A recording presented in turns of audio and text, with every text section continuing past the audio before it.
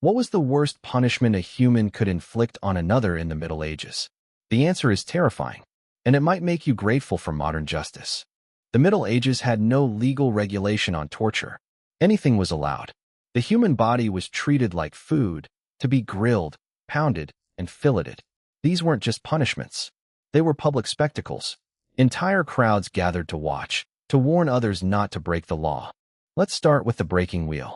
Victims were strapped to a large wooden wheel, arms and legs spread wide, tied down so they couldn't move. Then the executioner would take a heavy iron hammer and smash the victim's limbs one by one. The bones would shatter into pieces. The arms, the legs, the hands, the feet, crushed beyond recognition. But this wasn't meant to kill quickly. It was designed to leave them alive, broken, helpless. The shattered limbs were then woven through the spokes of the wheel, and the wheel was hoisted up onto a pole for display. There the victim would hang, exposed to the elements, for days or even weeks until death finally came. The birds would peck at them. The sun would burn them. And the message was clear. This is what happens to those who defy the law. But perhaps the most sinister method was the Judas Cradle. The victim was suspended from a rope by their wrists, lowered down onto a sharp pyramid-shaped spike. The spike was positioned directly beneath them, and the victim was forced onto it through their anus or vagina. The executioner would slowly lower them down, inch by inch, until the point was pushing into their body. Weights were added to the victim's legs to increase the pressure.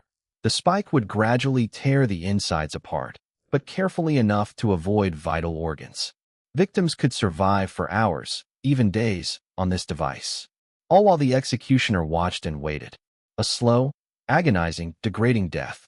And then there's the Iron Maiden, a metal coffin shaped like a human body, lined with spikes on the inside. The victim would be placed inside, and the doors would be closed slowly. The spikes would pierce the flesh, entering the arms, the legs, the chest, the face.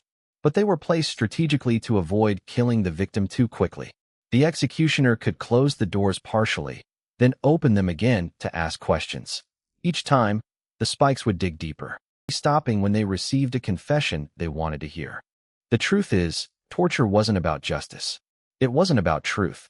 It was about control, about fear, about proving that the powerful could do anything to anyone. And that's the most brutal part of all.